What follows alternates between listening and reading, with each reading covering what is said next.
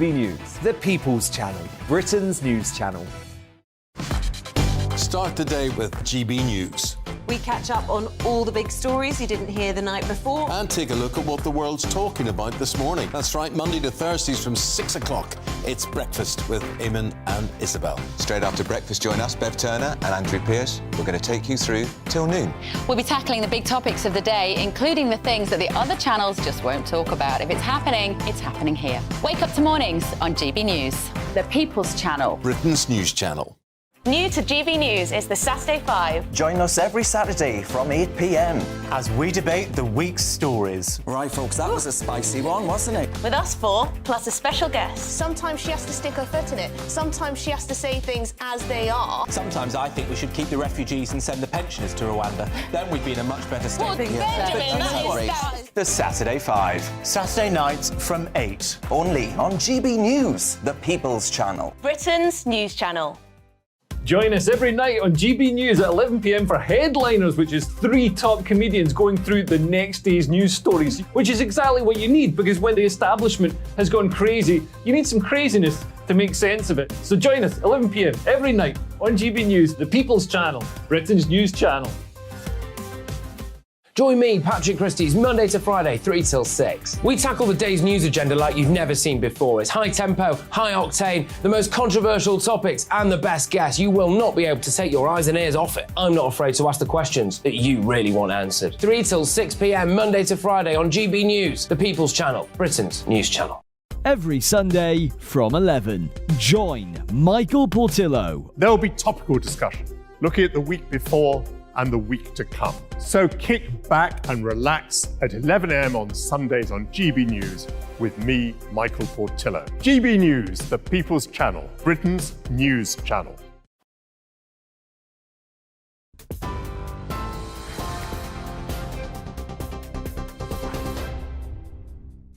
Good evening, it's 11 o'clock. In a moment, headliners. But first, let's bring you the latest news headlines. And our top story, the government plans to remove EU laws from the UK statute book by the end of this year have now been scrapped.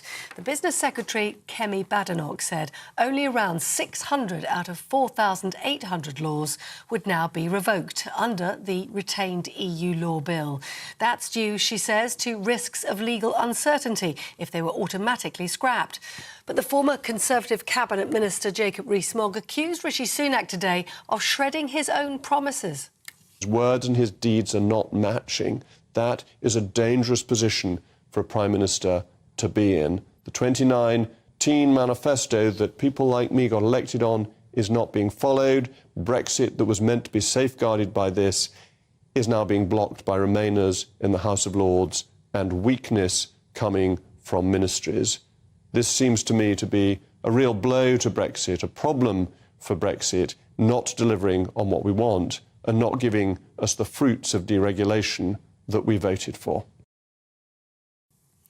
Meanwhile, the Archbishop of Canterbury has condemned the government's illegal migration bill in a rare intervention from the House of Lords today. The controversial legislation aims to detain and promptly remove migrants who arrive into the UK in small boats. It also looks to limit the ability of the European Court of Human Rights to prevent deportation of asylum seekers.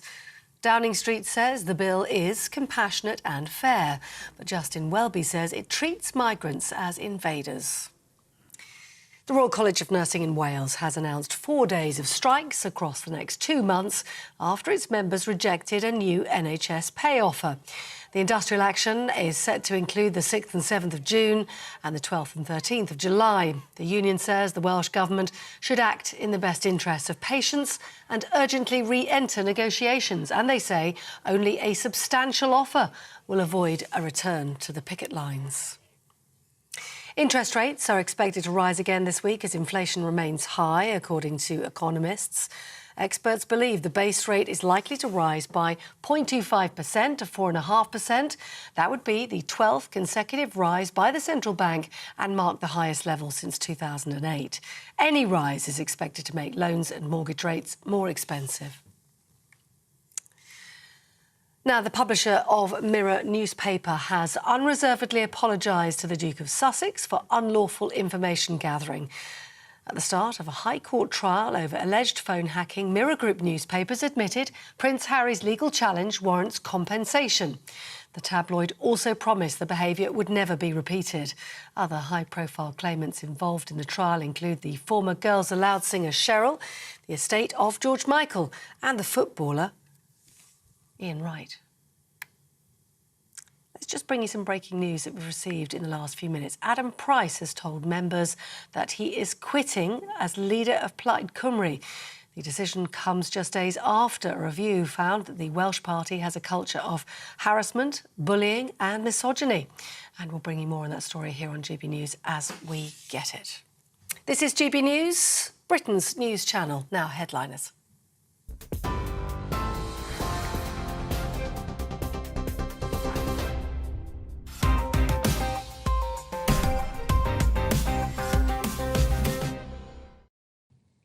Hello and welcome to Headliners. I am your host, Simon Evans, and joining me tonight to excavate Thursday's newspapers, we have the Scottish Invasion, Leo Kearse and Bruce Devlin. Hello. A complete lack of diversity, gentlemen, and all the better for it. You're virtually on a balcony as well, but I'm getting ahead of myself. You're both well? Yeah. Excellent, that's fantastic. You've gone for a kind of monochrome look as well, hair, clothes, everything. Pallor, obviously, but I can't speak on that front either. Yeah, if only we'd phoned up, one of us could have worn a different colour. Yeah, you might be... Carry some badges in your pocket or something just so you can do that, so I don't get confused with who I'm talking to. Exactly so. Anyway, we've got lots of front pages to get through this evening, so we will begin. We'll start with the Daily Mail. They want to know what's so moral about not stopping people smugglers. And a picture of Lily Collins there. I don't know who that is. The Times have NHS plans to send more doctors into GP surgeries, and that is illustrated with a picture of the Archbishop of Canterbury. We have The Guardian, morally unacceptable, will be in stinging attack on migration bill. It's almost like a sort of backstitched loop, isn't it, these newspapers? Each one has a picture which leads into the next one's headline. I have no idea what picture that is, like some sort of bizarre theatrical concept. Oh, is it Eurovision, is it? OK. Let's see if that is featured on the front page of the Eye. £7,000 mortgage hike after record interest rate rises. No, it's not. £7,000 mortgage hike? I sincerely hope that isn't waiting for me in the post when I get home. The Daily Telegraph, Whitehall blob halts repeal of Brexit laws, and then is Penny Mordaunt there in an unusually posing without a sword. And finally, the Daily Star, we have Cool Britannia. Again, don't know who that chap is in the vest, but it may be something to do with the fact that it's reached 20 degrees centigrade and the Star have lost their minds. Those are your front pages.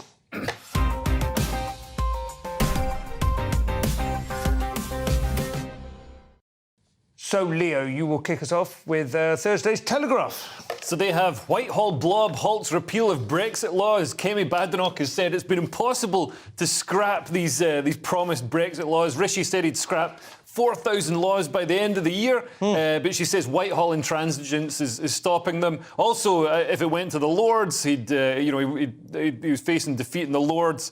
And also, there's some criticism because it would have weakened all laws if ministers could just chop and change laws. But I mean, I think that the scrapping 4,000 Brexit laws was always a bit of a soundbite because, I mean, what if some of them turn out to be good laws? I mean, they can't all be rubbish. Well, they're not going to be sort of standalone laws on things we didn't have laws about before, are they? They're going to be specific numbers, specific quotas, that sort of thing. It's not like this idea, oh, that used to be illegal, but now that's legal again, or whatever. It's, people picture things in these ways, but I don't know. It is a bit like the bonfire versus the blob, isn't it? I suppose that seems to be the kind of narrative. You know what I mean? The blob will just extinguish any kind of reforming zeal any government comes up with.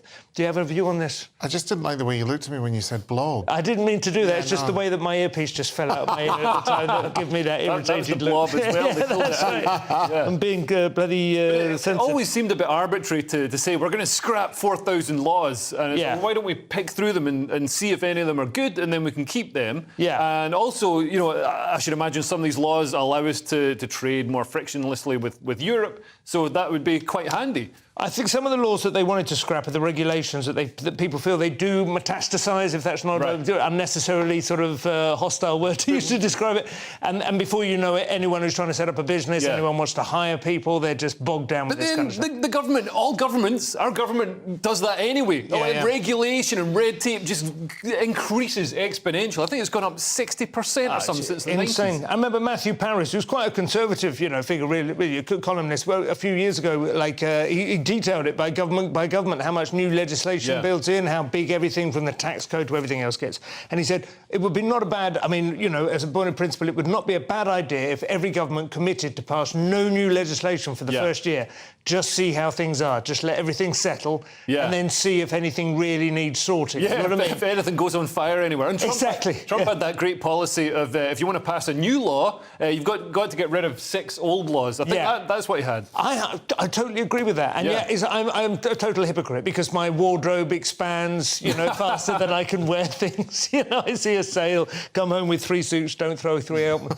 Bruce, what have you got on The Guardian? The Guardian, well, there's a couple of things, which is Justin Welby saying the morally unacceptable stinging attack on the migration bill. And then this is something that I actually, because I spend most of my time in Scotland, there are plans, so we have different purchasing, property laws and all that kind of thing, but plans to abolish feudal leasehold system in England and Wales has been dropped. So this is a row between Michael Gove and Number 10 in the end of the promise to scrap leaseholds. Are you affiliated with a leasehold? I live in a flat, so I don't own it. So I guess my landlord has a leasehold. So does it actually go to a feudal lord? They say it's feudal there. Yeah. So some little guy in a leather cap. You have to give him 10% of your agricultural... a bushel. Exactly, of corn. A tithe.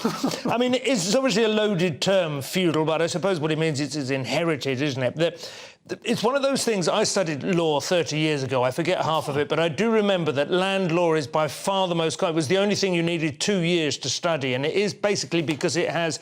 it's grown, like coral. It's just got layers upon layers upon layers, little adjustments, little qualifications on there to try and make it feel like it's adapting to modern purposes and so on. But it would be a good idea to scrap it if you could get away with it. Am I right in thinking that a leasehold can only go up to 1,000 years? Is that correct? And so that anyone purchasing a property, you can only purchase however many years is... Well, some of them run right down to like 30 years left or something. You think, well, that's virtually worthless. But in fact, there are checks and balances to prevent that from it just running into the buffers. You can extend the lease. Yeah, you're allowed to extend it. You're sometimes allowed to buy it. Then there is the underlying lease, which is like collecting ground rent, but that's often rent of like 50 quid a year or something that makes no odds, Okay.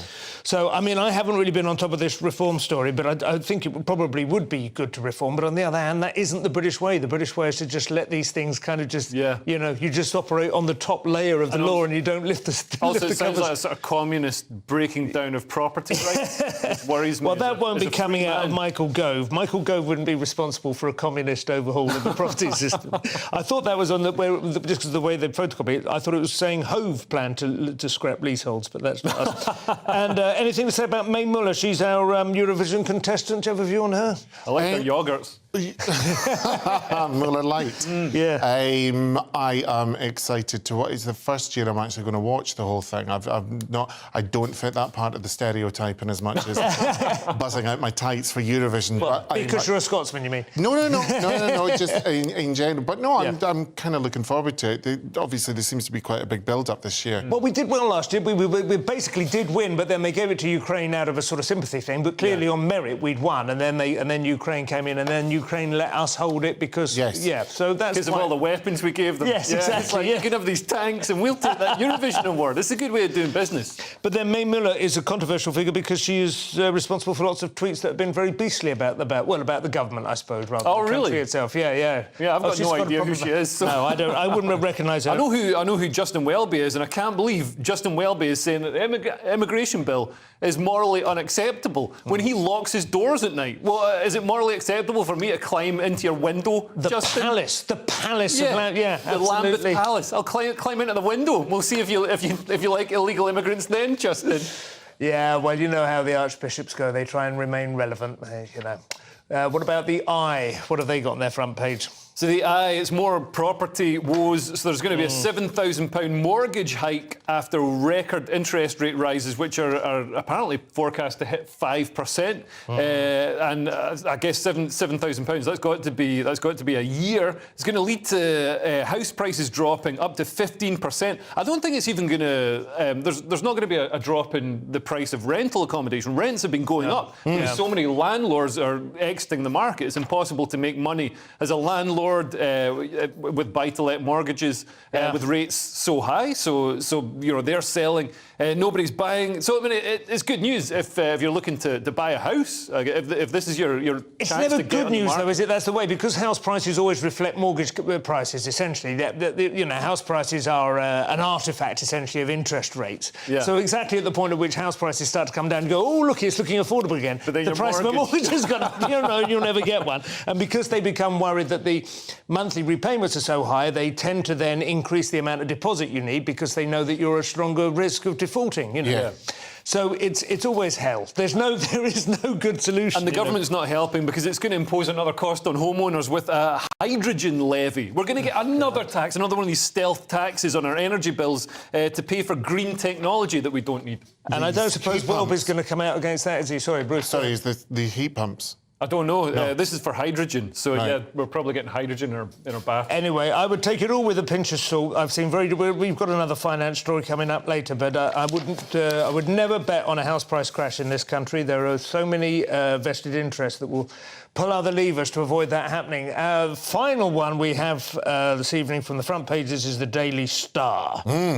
And this is very highbrow, because this is, people are horrified that the white vest that Rabsy Nesbitt wore, well, not that one specifically, but Freddie Mercury white vest in general, apparently they've been mocked for years and years and years, and now suddenly they're uber cool. Are they Uber as in being worn by cab drivers? No. I think that was more to kind of throw to European chic. OK, right.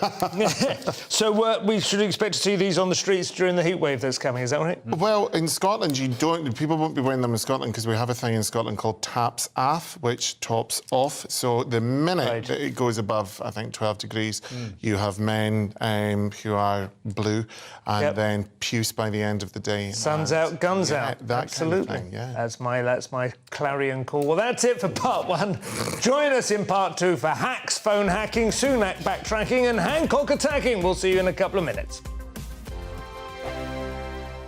I joined GB News because I was sick and tired of not hearing my views being represented, not just mine, but so many people that I knew and spoke to. I just couldn't get my voice out there. I couldn't say anything. I couldn't do anything. Whatever the narrative was, I kind of had to follow it. GB News is there to provide a voice for those who have been ignored by the establishment media. We think different things, we've got a different style. GB News is here to be optimistic and positive about the future. It's real kind of dynamic and flowing, with the audience very much at the heart of it, like a big family.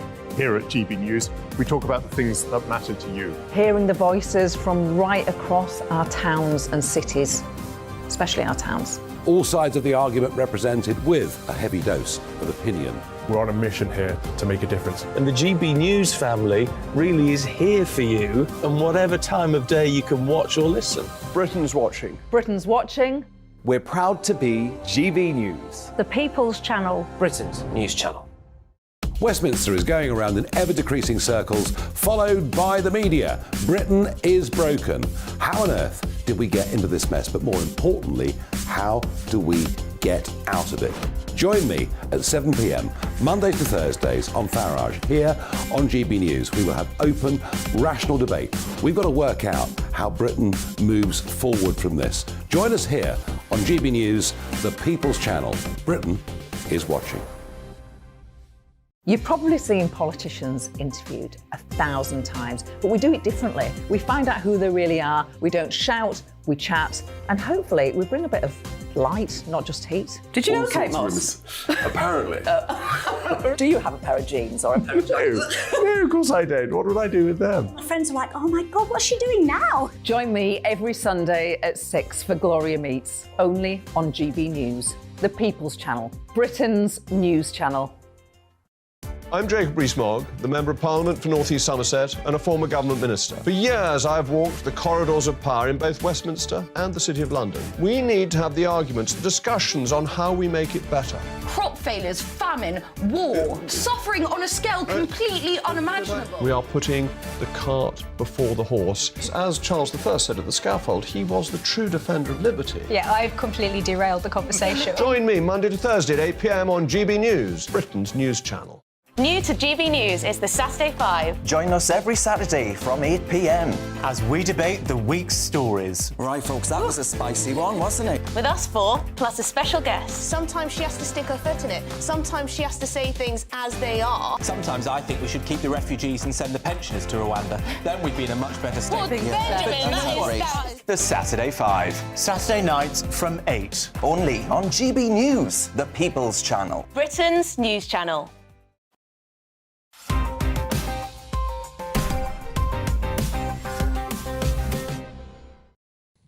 Welcome back to Headliners. I'm Simon Evans. This guy's called Leo Kearse. The other one is Bruce Devlin. I'm putting the onus on the cameras there to keep up. So, first story of the day, Thursday's Guardian. A whole gallery of GB News' favourite hate figures and demons are going at each other like Punch and Judy.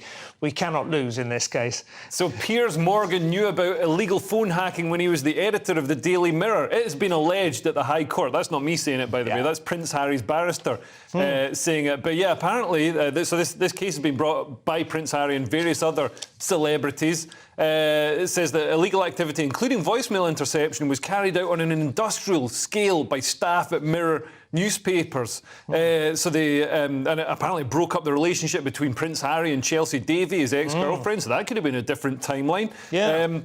So they were hacking into voicemails using the default code. Apparently there's a code, and if you don't change it, it's still like, what is it, 111 or whatever it is. So, I mean, that feels like entrapment. If you're so stupid you don't change your code, I don't know. And I sort of feel, on Piers Morgan's defence and in journalism's defence, they sort of need to do investigative journalism. And if that sometimes includes, hacking into Paul McCartney's voicemail and hearing it like daft messages he's left for Heather Mills and mocking them in the office, then so be it. I mean, there's also other good stuff that journalists do. It's an interesting point. I mean, well, 2 or 3 points there. One is that I did feel that the story sounded very plausible. The way he was sharing reminiscences, and as you say, Piers Morgan standing in the middle of the shop floor, essentially inviting people to laugh along with him. Yeah. Paul McCartney was singing "And I Love Her" on Heather Mills' voicemail.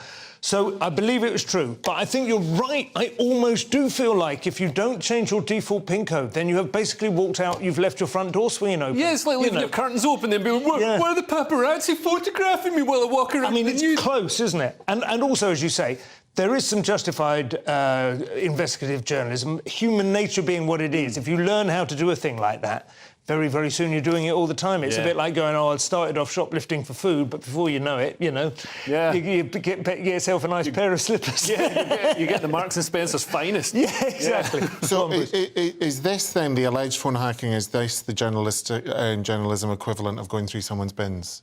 Yeah, well, that is also journalism, isn't it? In a sense, I suppose. But yeah, the modern equivalent, it is. The technological equivalent, that's what I should have said. Yeah. Well, it's easier now as well because of recycling, so all the paper's in one. That's true. I mean, it is worth saying this case is all been up, and it was the Levinson report, wasn't it, that came out of the back of this. It is reheated a little bit. There are technicalities that have allowed them to do this. But I don't think they've ever quite managed to pin it on Piers before, and it does look like they might corner him, and I don't know, I would find that quite amusing. Bruce, over to Thursday's Telegraph, and a Bridgerton actress was distressed to see how little diversity has survived in the aristocracy since the 1820s. Yes, and it's basically that. Adjua Ando, and I hope I pronounced her name correctly, who was in Bridgerton, she was also in Casualty, Doctor Who, Jonathan Creek, said that she was... that's the guy with the curly hair, isn't it? Yes, Jonathan, Alan Davis. Alan Davis, right, OK. So basically, I think everyone has seen it. There's been 4,000 complaints, and she just said that she felt there was so much diversity within the actual ceremony. When she looked at the balcony, she found it terribly white. So there are two kind of main things about this. A lot of people are saying, well, she's being factually accurate because when you looked, there there were only white people. And other people are saying that she... Well, we were discussing it beforehand. It's the fact she says terribly white. white. I mean, imagine if you said that about any other race. You'd be in jail. Yeah. You'd never work again. Imagine you had to look at the Pakistani aristocracy. I mean, they're terribly brown, aren't they? Do you know what I mean? I mean, you wouldn't ever work again. Yeah. You know, it's absurd the amount of hatred that our royal family and our, ethnic majority still attract. I'm absolutely flabbergasted that she feels she can say that. Like she is literally saying there should have been a concerted effort to get more brown and presumably black or whatever faces into the royal family. Yeah, as if these people don't have the right to choose their own spouses. Yeah, it's not like a corporation. No, you can't just hire. Exactly, it's not a boardroom. You get in by marriage. Yeah. So it's quite a slow process. And then the first person of colour who did join, created an extraordinary amount of fuss and basically precluded herself from being on that balcony. I don't know. What's your view, Boris? That's my view. Well, I want to know what happened. Why didn't she come? You're talking about Meghan. Yeah. And she didn't come because she's like about as welcome as a fart in a spacesuit, I would imagine, by now. I suppose there's that.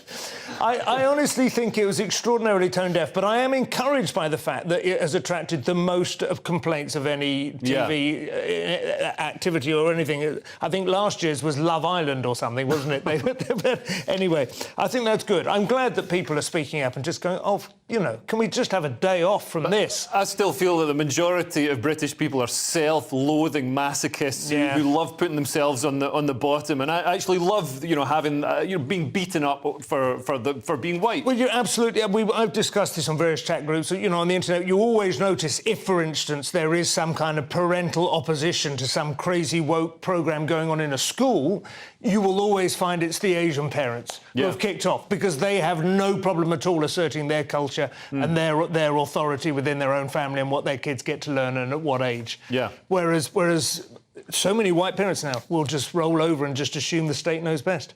So I'm really encouraged to see that this woman has got it. Yeah, absolutely. Bruce, on to the Telegraph now. Some unusually positive news for anyone planning on visiting America for the electoral season next year. Now, this is City on betting against Britain. We were wrong, plain and simple. And this is experts in the square mile are tearing up their forecast for sterling to hit parity with the dollar. What do you think about that? How do you feel about calling the dollar? Calling the dollar what? Up or down? Where's it headed? I'm not really bothered. I know I say that a lot on this show. I'm like, I am going to let you off this particular hook. OK, thank you. Yeah, I don't think banking is my bag. Eurovision, I was disappointed, but fair enough. No, I like the way that I get the obesity, fashion, and music stuff. That's fine. I'm well, the question is with this. I mean, the way City have framed it is they're saying we were unreasonably or insupportably pessimistic about the pound's chances, but the other way of looking at that it was going to sink down to be parity with the dollar. Because I remember 2007, 2008, just before the crash, the big financial crisis, it was at 2.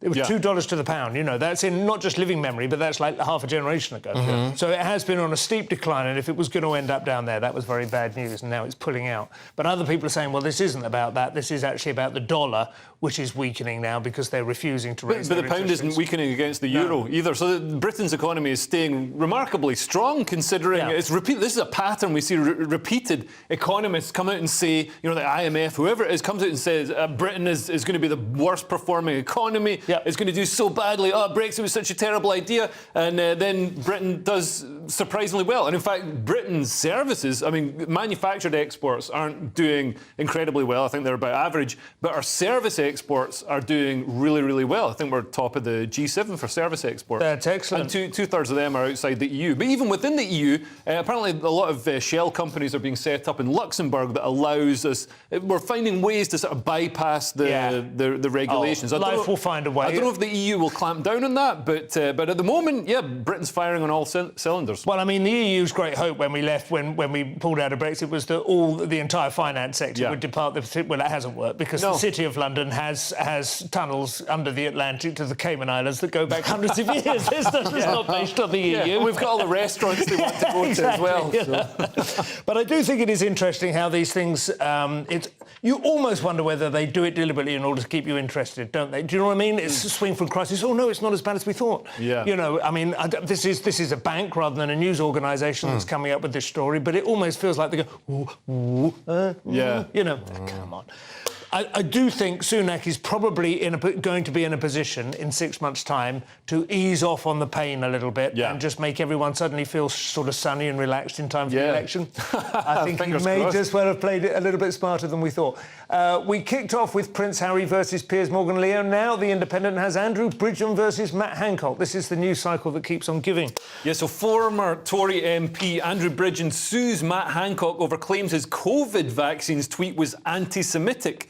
So Mr Bridgen tweeted that the COVID-19 vaccination programme was the biggest crime against humanity since the Holocaust. I believe he was quoting someone else. So he wasn't even... Not just someone else, an Israeli academic. An Israeli academic. Which you would feel gives him a certain amount of, you know... Yeah, and you can assume that an Israeli academic isn't going to be anti-Semitic. No.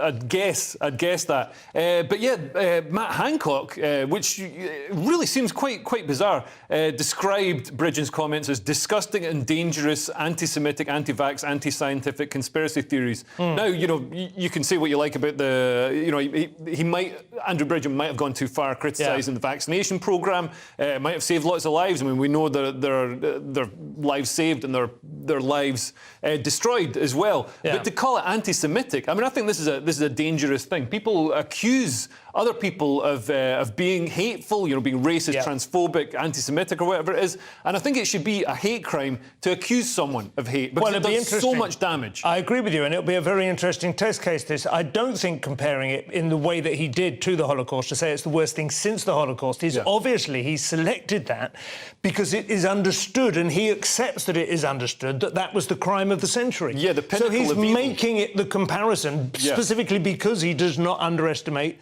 So obviously he is overestimating, you might say, the extent to which vaccine, you know. But also, I don't think Matt Hancock can legitimately tell Andrew Bridgen that it's anti-science. Bridgen is very well informed on the science. He has a virology degree, I think, possibly even a PhD. He's a very well-informed individual. And he's watched a lot of YouTube videos. Yeah, but Hancock is not that smart. No, I'm afraid. Hancock really is not that smart, and I think that is pot kettle black. You know? I don't think he's right, Bridgen. I think he's got a bee in his bonnet about the extent to which the vaccine rollout was coercive. I agree that I think it was overplayed. I think in the circumstances it was the evidence was not there to demand that children and blah blah blah. But you know, I don't think it was. But I think over this specific thing, and Andrew Bridgen was kicked out of the Tory party. He's now crossed the floor and he's in the Reclaim party. Yeah. They've got a sitting... I thought you were going to say like in some sort of lost property box or something. But I think Matt Hancock could actually find himself come a cropper here. Yeah, it's going to be very interesting, that. Well, that is it for Section 2. Coming up in Part 3, we have student snowflakes, Shakespearean slurs and Frankenstein fetuses. What a buffet. See you in a couple of minutes.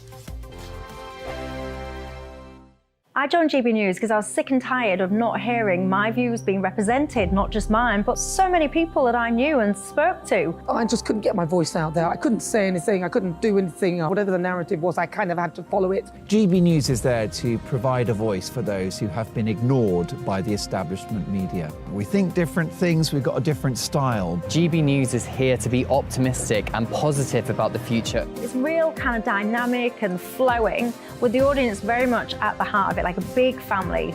Here at GB News, we talk about the things that matter to you. Hearing the voices from right across our towns and cities, especially our towns. All sides of the argument represented with a heavy dose of opinion. We're on a mission here to make a difference. And the GB News family really is here for you, and whatever time of day you can watch or listen. Britain's watching. Britain's watching. We're proud to be GB News, The People's Channel. Britain's news channel. Westminster is going around in ever-decreasing circles, followed by the media. Britain is broken. How on earth did we get into this mess? But more importantly, how do we get out of it?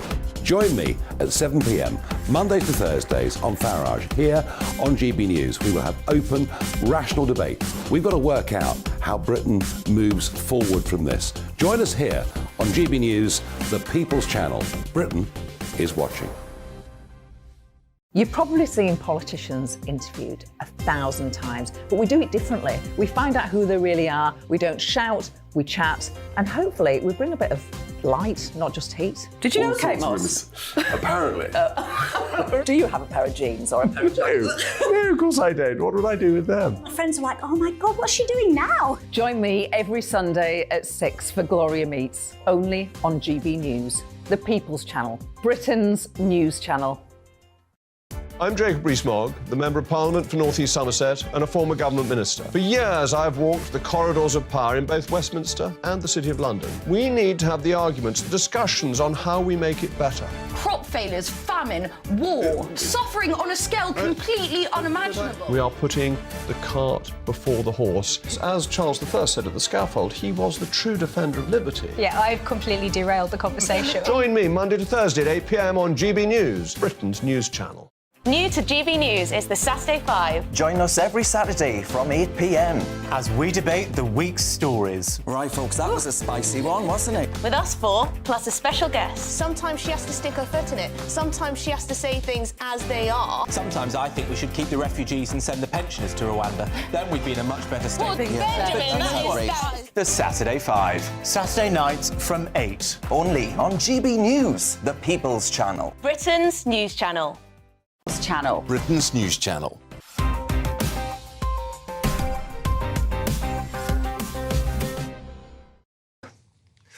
And we are back to our third of four sections. Bruce will go straight to Thursday's Daily Mail. Every time you think Generation Snowflake have settled, there is another avalanche of nonsense.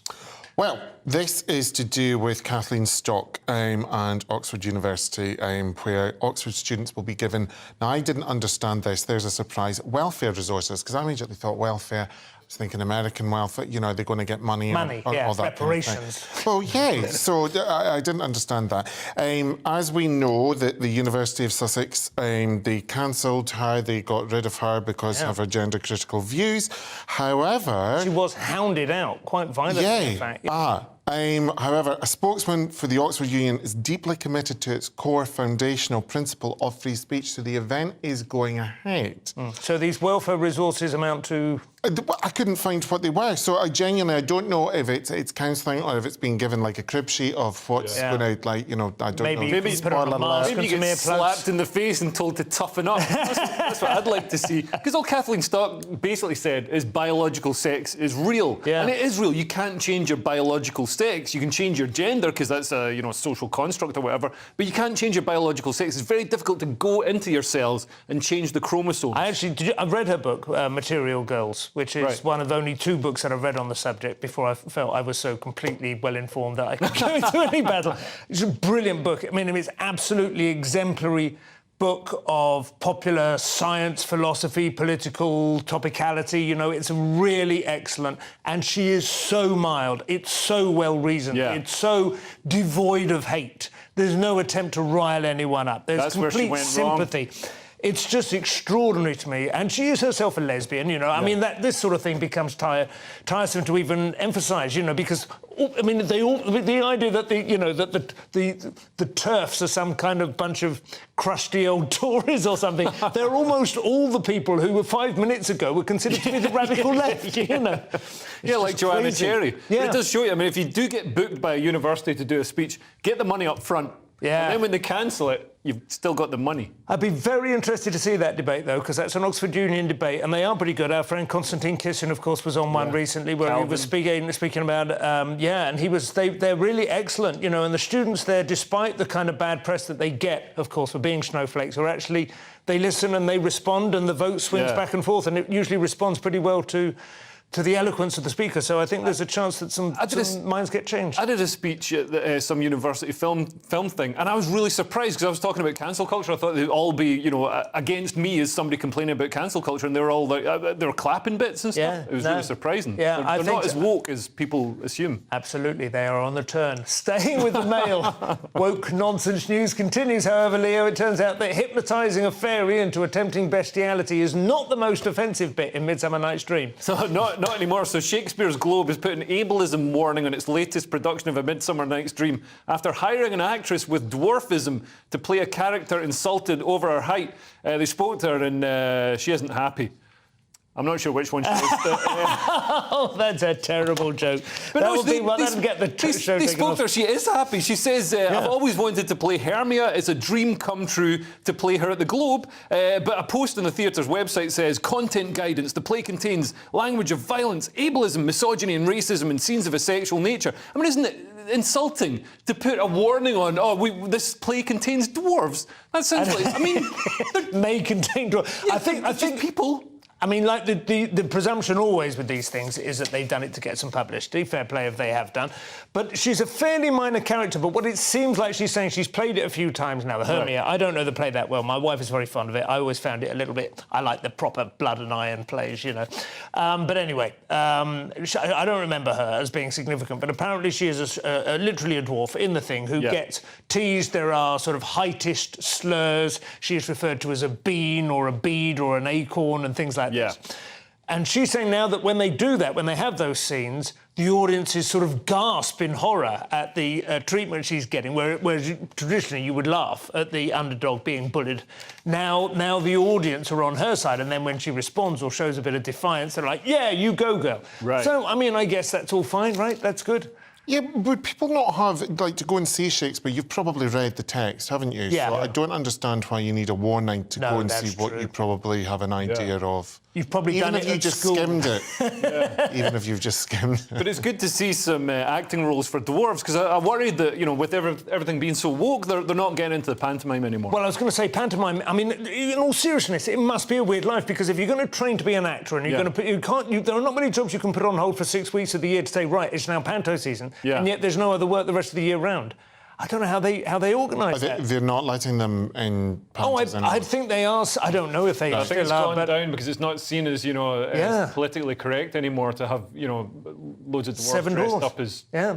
Anyway, a rare story now from the FT for this show, Bruce, and that can mean only one thing. It has nothing to do with finance. Well, absolutely nothing to do with finance. It's expanded Pangenome database. Have I said Pangenome correctly? Yeah. Database aims to improve the treatment of diseases. So scientists have compiled the Pangenome, a greatly expanded database of the biochemical letters that form individuals' DNA, raising the prospect of improved diagnosis and treatment of genetic diseases and offering new insights. This is what I don't understand, offering new insights into human diversity. Well, they're talking about the genetic code and how much it varies from one person to the next, because it remains a very sensitive area, this. There's obviously a lot of political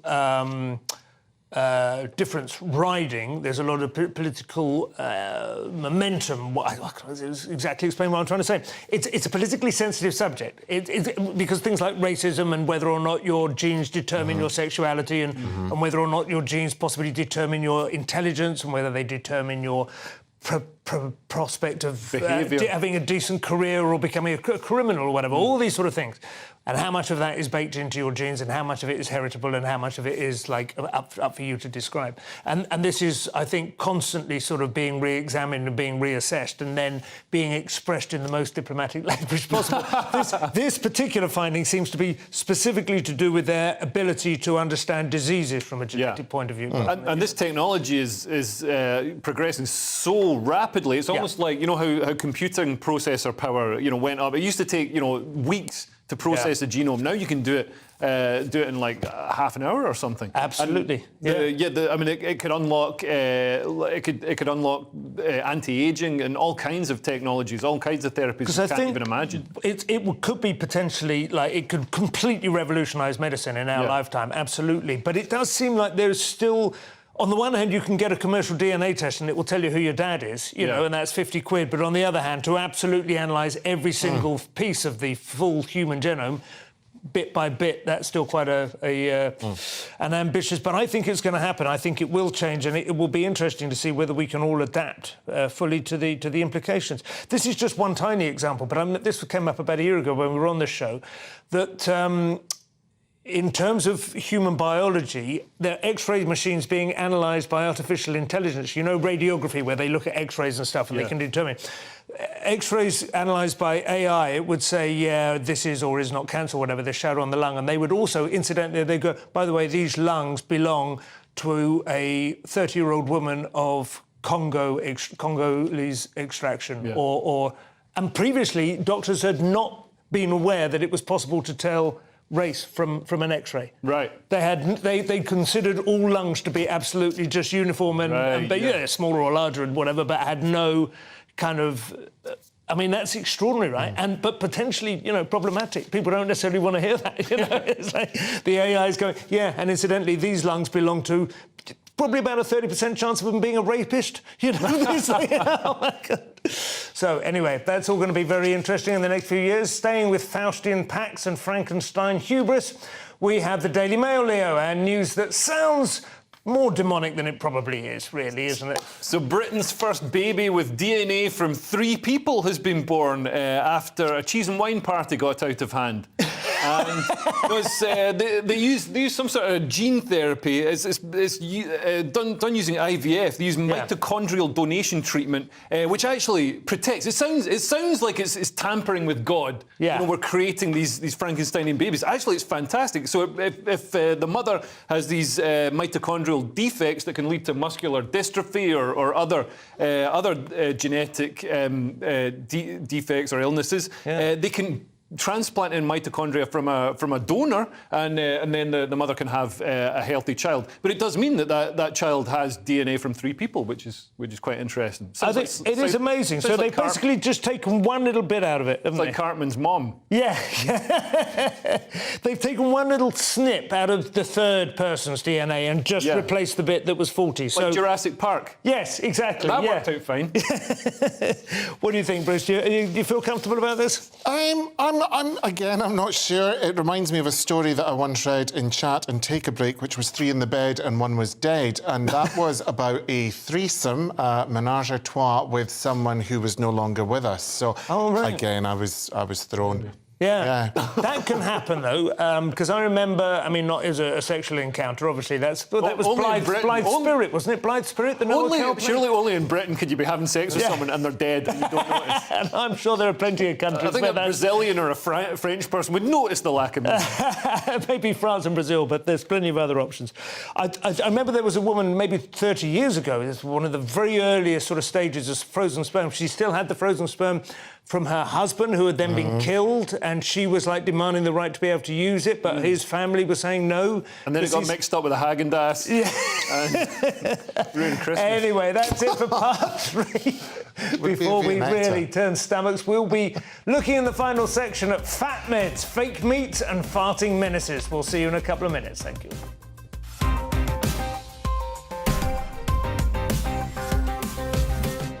I joined GB News because I was sick and tired of not hearing my views being represented, not just mine, but so many people that I knew and spoke to. I just couldn't get my voice out there. I couldn't say anything. I couldn't do anything. Whatever the narrative was, I kind of had to follow it. GB News is there to provide a voice for those who have been ignored by the establishment media. We think different things, we've got a different style. GB News is here to be optimistic and positive about the future. It's real kind of dynamic and flowing, with the audience very much at the heart of it, like a big family. Here at GB News, we talk about the things that matter to you. Hearing the voices from right across our towns and cities, especially our towns. All sides of the argument represented with a heavy dose of opinion. We're on a mission here to make a difference. And the GB News family really is here for you, and whatever time of day you can watch or listen. Britain's watching. Britain's watching. We're proud to be GB News, The People's Channel. Britain's news channel. Westminster is going around in ever-decreasing circles, followed by the media. Britain is broken. How on earth did we get into this mess? But more importantly, how do we get out of it? Join me at 7 p.m, Mondays to Thursdays on Farage, here on GB News. We will have open, rational debate. We've got to work out how Britain moves forward from this. Join us here on GB News, the People's Channel. Britain is watching. You've probably seen politicians interviewed 1,000 times, but we do it differently. We find out who they really are, we don't shout, we chat, and hopefully we bring a bit of light, not just heat. Did you know Kate Moss? Apparently. Do you have a pair of jeans or a pair of jeans? No, of course I don't. What would I do with them? My friends are like, oh my God, what's she doing now? Join me every Sunday at 6 for Gloria Meets, only on GB News, the People's Channel, Britain's news channel. I'm Jacob Rees-Mogg, the Member of Parliament for North East Somerset and a former government minister. For years, I've walked the corridors of power in both Westminster and the City of London. We need to have the arguments, the discussions on how we make it better. Crop failures, famine, war, suffering on a scale completely unimaginable. We are putting the cart before the horse. As Charles I said at the scaffold, he was the true defender of liberty. Yeah, I've completely derailed the conversation. Join me Monday to Thursday at 8 p.m. on GB News, Britain's news channel. New to GB News is the Saturday 5. Join us every Saturday from 8 p.m. as we debate the week's stories. Right, folks, that was a spicy one, wasn't it? With us four, plus a special guest. Sometimes she has to stick her foot in it. Sometimes she has to say things as they are. Sometimes I think we should keep the refugees and send the pensioners to Rwanda. Then we'd be in a much better state. Well, Benjamin, that is The Saturday 5. Saturday nights from 8. Only on GB News, the People's Channel. Britain's news channel.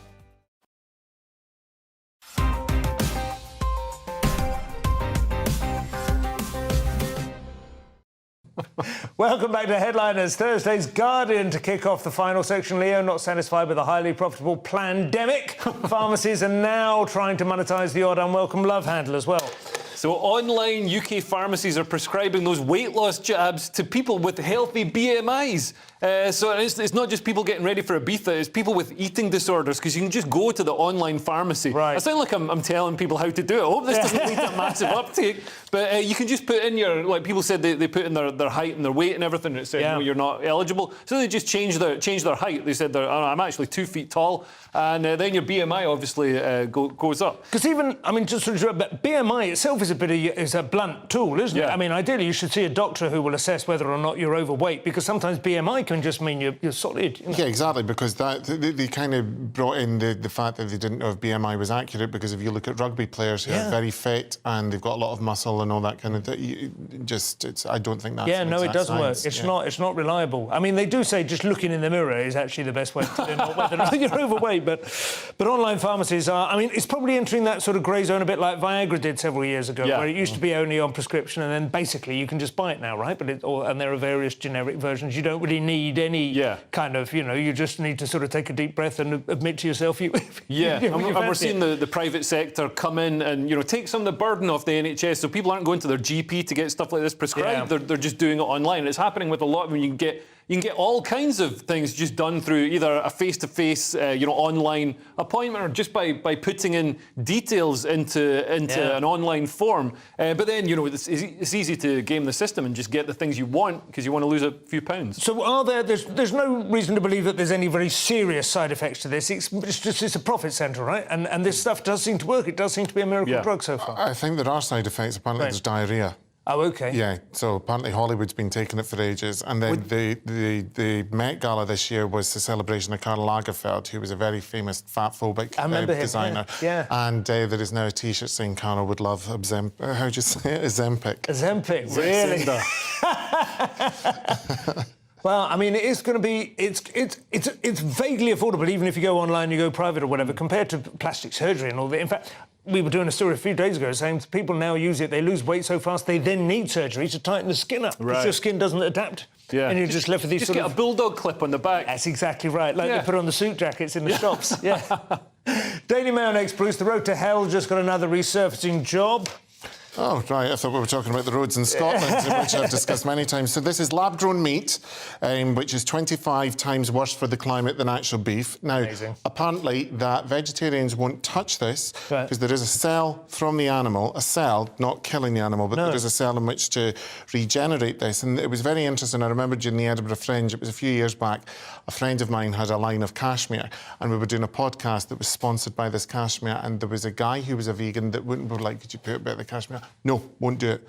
And you're like, OK, well, that's... If you're going to be that principled, because I think we've all got the friend who's the meat-eating vegetarian. Yeah. You know, the puritanical that has the Sky subscription and the bad attitude and all that kind of stuff. So, yeah, apparently this isn't going to be the big kind of saviour that it was touted to be. I mean, having read the story, I think it's an early test, and to be fair to them, I'm against this. I like good old-fashioned meat, you know, but I realise this is going to be a generational shift. I was on a panel with various investors in Edinburgh several years ago at the festival, and there was one, I can't remember his name, but he was a billionaire. He had made some very good calls over the course of his career, and he said lab-grown meat and immortality were his next two big bets. Right. You know, this was about 5 years ago, and he was like, I'm going all in on it.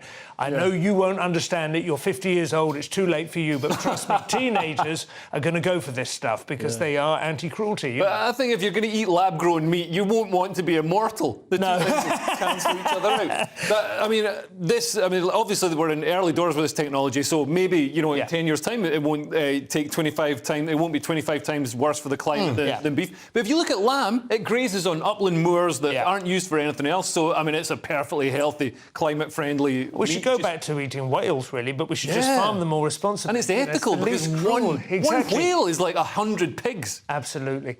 The Mirror next, Leo, and it seems like an open and shut case for serving up an Aspo.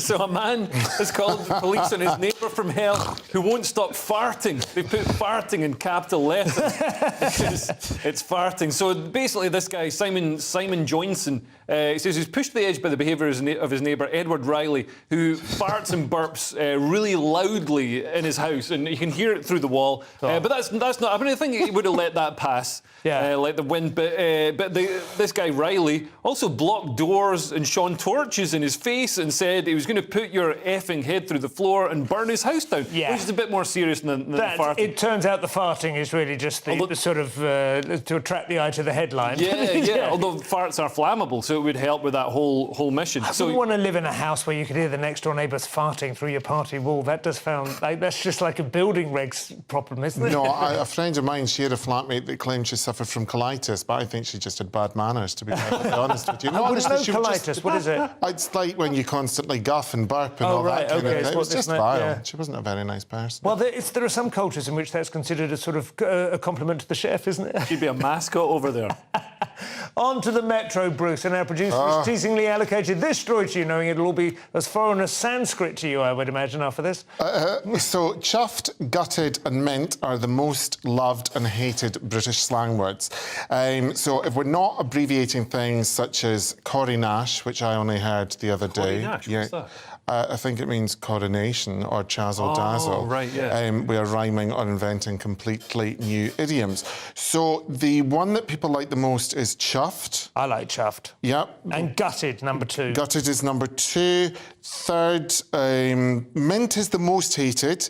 Graft, you'd mentioned Love Island earlier. That comes from... I don't watch Love Island because I don't feel it's aimed at me. I think it's inappropriate for the man of my age to watch. I quite like mint. Mint's good, it's all right. Yes.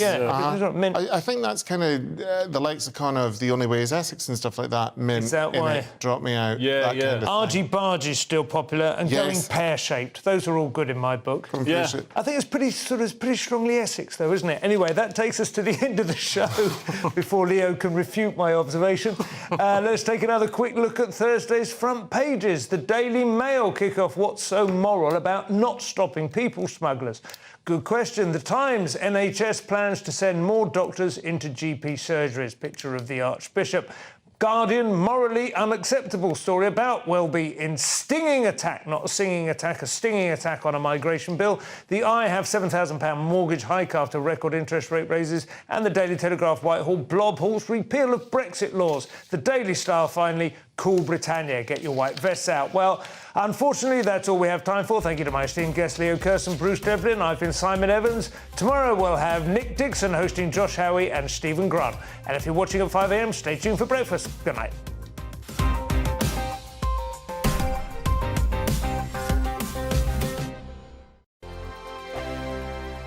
I joined GB News because I was sick and tired of not hearing my views being represented, not just mine, but so many people that I knew and spoke to. I just couldn't get my voice out there. I couldn't say anything. I couldn't do anything. Whatever the narrative was, I kind of had to follow it. GB News is there to provide a voice for those who have been ignored by the establishment media. We think different things, we've got a different style. GB News is here to be optimistic and positive about the future. It's real kind of dynamic and flowing, with the audience very much at the heart of it, like a big family. Here at GB News, we talk about the things that matter to you. Hearing the voices from right across our towns and cities, especially our towns. All sides of the argument represented with a heavy dose of opinion. We're on a mission here to make a difference. And the GB News family really is here for you, and whatever time of day you can watch or listen. Britain's watching. Britain's watching. We're proud to be GB News. The People's Channel. Britain's news channel. Westminster is going around in ever-decreasing circles, followed by the media. Britain is broken. How on earth did we get into this mess? But more importantly, how do we get out of it? Join me at 7 p.m, Mondays to Thursdays on Farage. Here on GB News, we will have open, rational debate. We've got to work out how Britain moves forward from this. Join us here on GB News, the People's Channel. Britain is watching. You've probably seen politicians interviewed 1,000 times, but we do it differently. We find out who they really are, we don't shout, we chat, and hopefully we bring a bit of light, not just heat. Did you know Kate Moss? Apparently. Do you have a pair of jeans or a pair of jeans? No, of course I don't. What would I do with them? My friends are like, oh my God, what's she doing now? Join me every Sunday at 6 for Gloria Meets, only on GB News, the People's Channel, Britain's news channel. I'm Jacob Rees-Mogg, the Member of Parliament for North East Somerset and a former government minister. For years, I've walked the corridors of power in both Westminster and the City of London. We need to have the arguments, the discussions on how we make it better. Crop failures, famine, war, suffering on a scale completely unimaginable. We are putting the cart before the horse. As Charles I said at the scaffold, he was the true defender of liberty. Yeah, I've completely derailed the conversation. Join me Monday to Thursday at 8 p.m. on GB News, Britain's news channel. New to GB News is the Saturday 5. Join us every Saturday from 8 p.m. as we debate the week's stories. Right, folks, that was a spicy one, wasn't it? With us four, plus a special guest. Sometimes she has to stick her foot in it. Sometimes she has to say things as they are. Sometimes I think we should keep the refugees and send the pensioners to Rwanda. Then we'd be in a much better state. Well, Benjamin, that is The Saturday 5. Saturday nights from 8. Only on GB News, the People's Channel. Britain's news channel.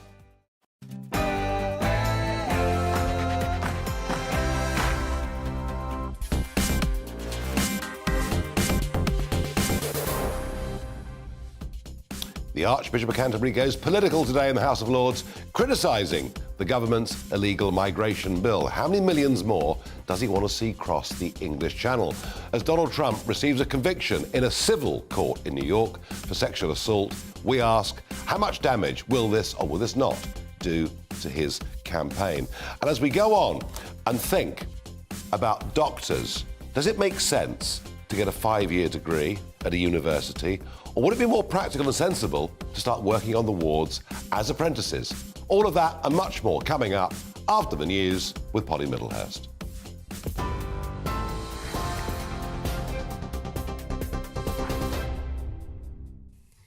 Nigel, thank you. Good evening. The top story on GB News tonight. Jacob Rees-Mogg has criticised the Prime Minister over scrapping plans to remove thousands of European Union laws. The former Cabinet Minister says Rishi Sunak has shredded his own promise after he U-turned on a pledge to eliminate them all by the end of the year. Earlier, the Business Secretary, Kemi Badenoch, said only around 600 out of 4,800 laws would now be revoked under the retained EU law bill. That's due, she said, to the risks of legal uncertainty if they were automatically scrapped. Well, as you've been hearing, the Archbishop of Canterbury has condemned the government's illegal migration bill in a rare intervention in the House of Lords. The controversial legislation aims to detain and promptly remove migrants who arrive in the UK in small boats. It also looks to limit the ability of the European Court of Human Rights to prevent the deportation of asylum seekers. Downing Street says the bill is compassionate and fair, but Justin Welby says it treats migrants as invaders. It is a siloed bill, not a whole-of-government bill. It does not draw in conflict management and prevention, which drives migration. It does not draw in climate impacts, which drive migration and conflict. It is isolationist. It is morally unacceptable and politically impractical. Well, in other news today, interest rates are now expected to rise again this week as inflation remains high. That's according to some economists. Experts are believing that the base rate will rise by 0.25% to 4.5%. That would be the 12th consecutive rise by the central bank and mark the highest level since 2008. Any rise will make loans and mortgages more expensive. Members of the Public and Commercial Services Union have voted to renew their mandate to keep taking industrial action for the next 6 months. The decision comes as other civil servants belonging to the Prospect Union began a new walkout in their long-running dispute over pay, jobs and redundancy terms. And that follows the government's 4.5% pay rise offer, which the union said would further erode living standards. And finally, the publisher of the Mirror newspaper has unreservedly apologised to the Duke of Sussex for unlawful information gathering. At the start of a High Court trial over alleged phone hacking, Mirror Group newspapers admitted Prince Harry's legal challenge warranted